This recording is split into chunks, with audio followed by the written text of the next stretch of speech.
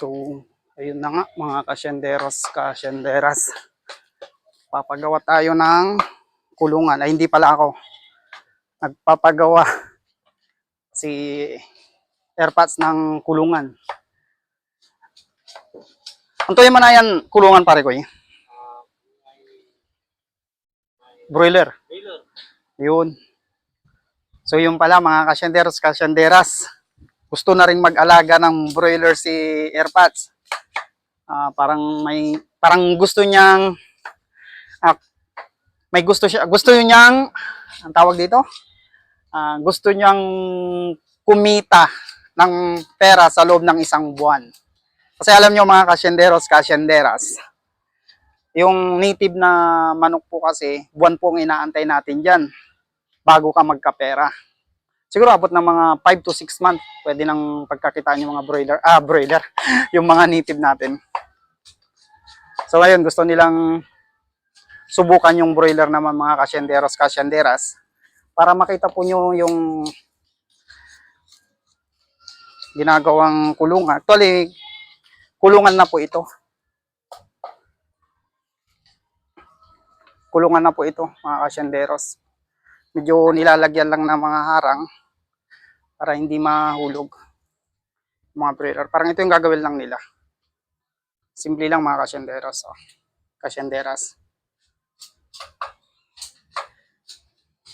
Yan lang. Kulungan na lagyan na nila.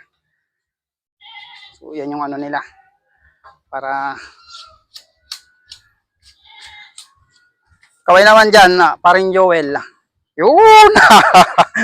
Ang ating kasyenderos, Joel. Siya po yung gumagawa ng ating kulungan. So, ito pala yung yung natitirang dalawang natin.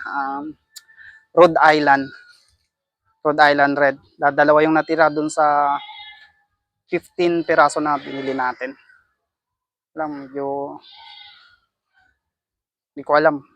Parang na-stroke yata yung mga yun. Kaya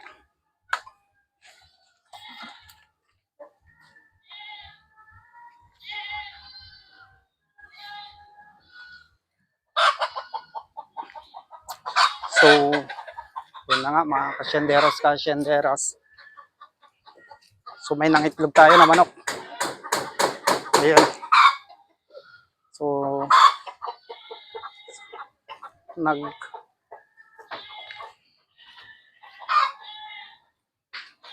so, yun na po. Yun po yung niya. Punta tayo dun sa taniman natin ng kalamansi mga kasyenderos. Na natin.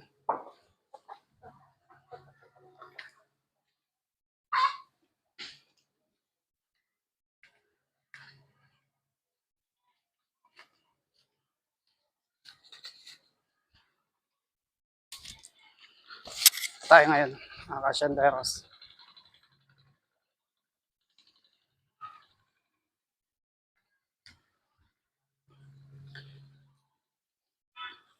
So ayun mga kasyenderas, mayroon po tayong tanim dito na apple guava.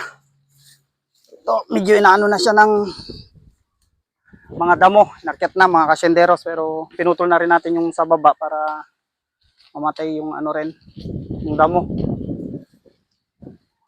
So yung mga tanim natin dito mga kasyenderas ay kalamansi. So mayroon din kalamansi dito. Kalamansi saka lemon. Yun yung mga tanim natin dito kasyenderas.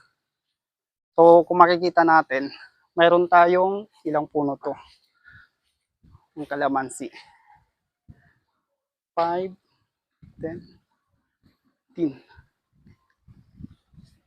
Mga 25, 1, 2, 3, 4, 5, 6, 7, 8, 9, 10, 11, 12, 13, 14, 15, 16, 17. 17 na puno ng kalamansi, saka may tatlo tayong puno ng lemon. Yung lemon po natin na tinanim mga kasyenderas, po yun?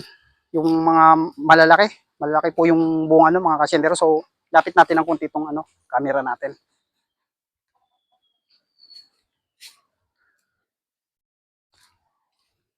Yun na nga, mga kasyenderos.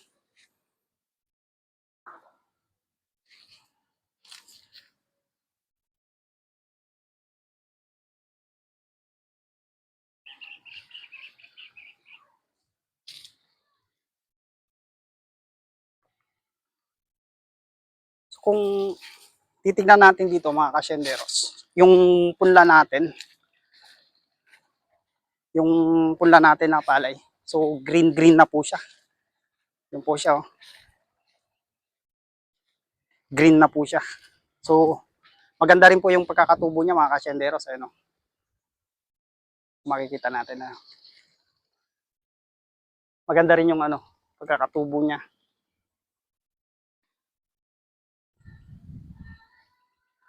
So, ito yung lemon natin. Ayun, oh. Medyo malalaki yung bungat nito mga kasyenderos. Ito.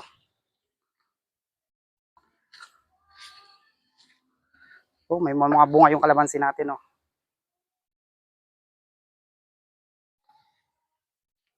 Bunga na. Medyo marami pang damo dito mga kasyenderas kasi alam nyo na, dalawang bagyo yung dumaan, puro ulan po yung dala niya. So hindi tayo nakakapaglinis.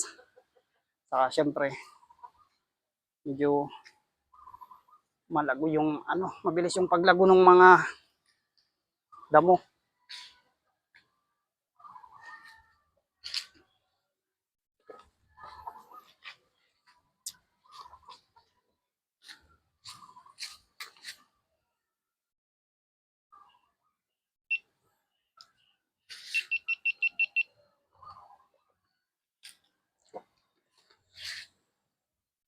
So sarap magkape mga kasyenderas. Maganda yung simoy ng hangin din po dito. Medyo may kunting hangin siya, malamig, hindi masyadong mainit. Kahit na maaraw, hindi siya mainit. Tapos may mga lilim tayo dito mga kasyenderas. So ito yung puso natin. Nawawala ng tubig, kailangang buhayin.